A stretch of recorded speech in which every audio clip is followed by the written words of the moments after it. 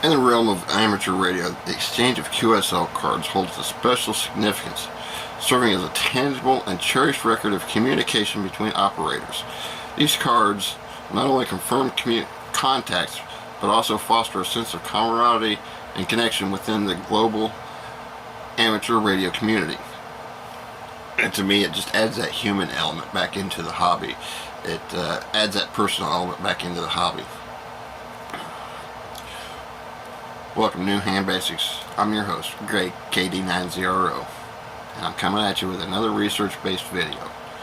Today we're going to talk about QSL cards, this is a thing that has kind of fallen to the wayside and gone digital.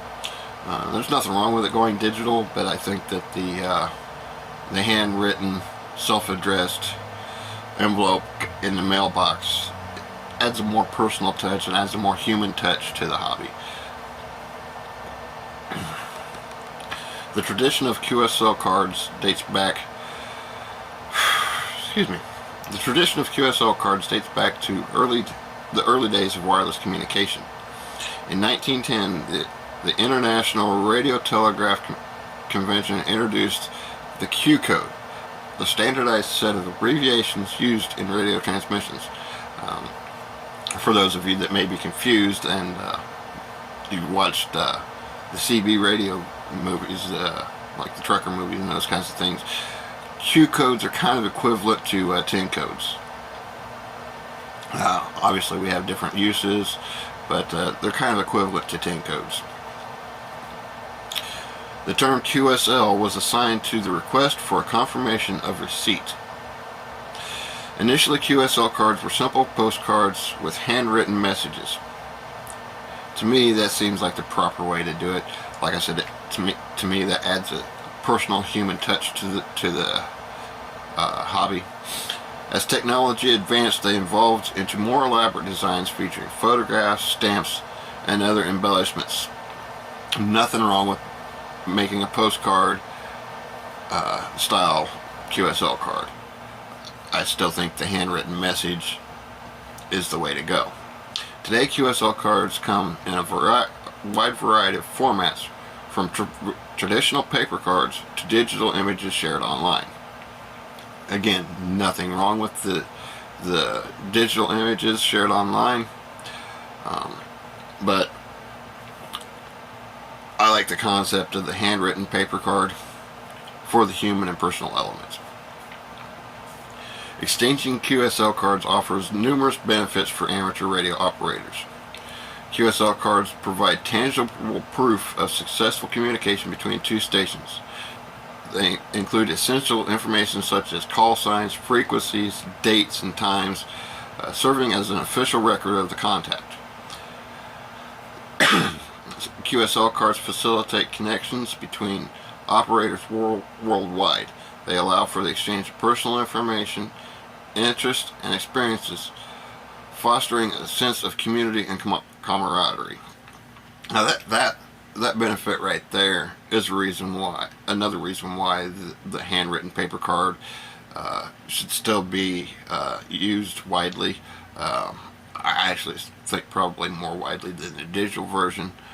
Just simply because if you want to provide some kind of personal information to the person on the other end of your radio, maybe there's somebody you want to be in regular contact with and not just on the radio, then you don't want to share that information even on a digital QSL card, because anything on the internet can be hacked.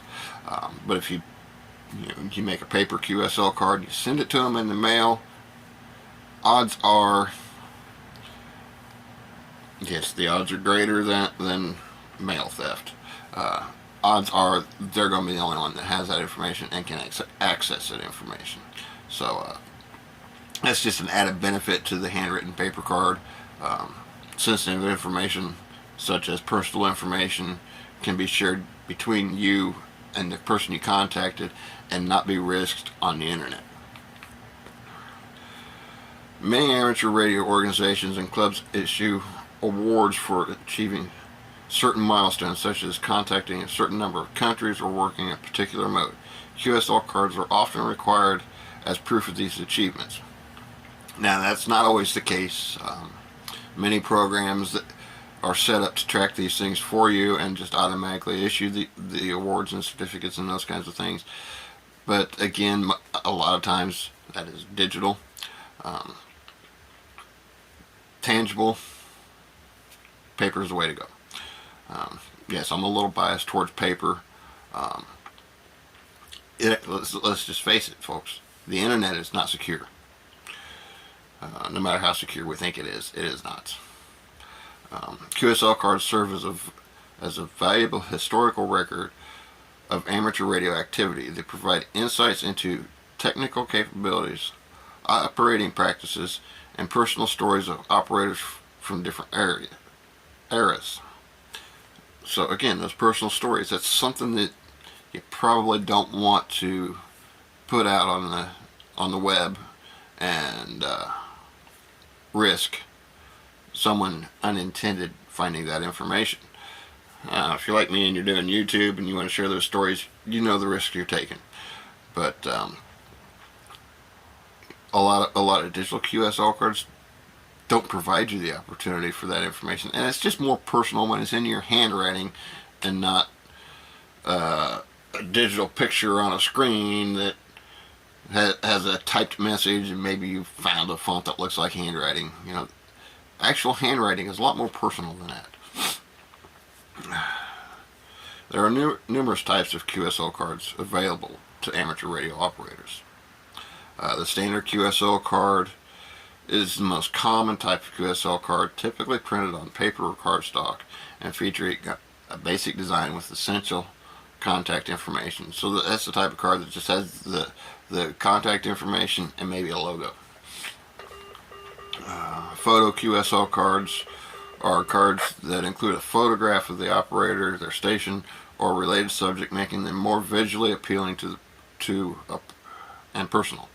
So you still got the contact information, but now it's on a picture or associated with a picture of you, your station, your location, anything that seems pertinent to that conversation. Maybe you were on vacation at a specific tourist site when you contacted this person, and you want to take a picture of yourself at this tourist site to add a little something extra to that QSL card when you send it to them. That would be a photo QSL card. Electronic QSL cards, also known as eQSL, are digital images of QSL cards that can be exchanged online. They offer convenience and flexibility, but may lack the physical and sentimental value of paper cards, which is something I've been saying all along. And you have your special event QSL cards. These are issued for special events such as contests, anniversaries, or DXpeditions. They often feature unique designs and commemorative information. So that's getting back to you're on vacation at a specific tourist site when you talk to someone and you want to commemorate that moment. DXpeditions, the term DX means overseas, outside your country. So a DXpedition, being as how this channel is based in the United States, DXpedition would be trying to contact Canada, Mexico, Africa, China, Japan. You go on and on. Any place except for the United States. Let's see. Proper QSL etiquette is essential for maintaining a positive and respectful atmosphere within the amateur radio community. It is considered good practice to send QSL cards within a reasonable amount of time after making contact. You want to ensure that all information on your QSL card is correct, including your call sign, frequency, date, and time. And you want to avoid making derogatory or offensive remarks on your QSL cards. I mean, come on. If you respect someone enough to send them a QSL card, you're not going to do that anyway. Or at least I would hope. A QSL card should be concise and to the point, focusing on essential contact information. So, you get your contact information on there, you flip the card over, and you want to say something a little extra, that's where you do it. But on the main QSL card, just the essential information. While adhering to proper etiquette, feel free to add personal touches or unique designs to your QSL cards to make them more reliable. So again, the personal touches and messages, flip the card over. You know, you've got the essential contact information on the front side. Flip the card over, write your message. Excuse me, I'm having a hard time today. Exchanging QSL cards is an integral part of amateur radio culture. They not only confirm contacts but also foster communications, recognize achievements, document history, and provide educational value. By embracing the traditional QSL cards, amateur radio operators contribute to the vibrant and enduring legacy of this fascinating hobby. So, I don't care if you want to send a paper card or an electronic card. It just adds, again, a human and personal touch to the hobby. In my opinion, the paper card does that even more so. This is KD9ZRO saying 7-3 and clear until next time.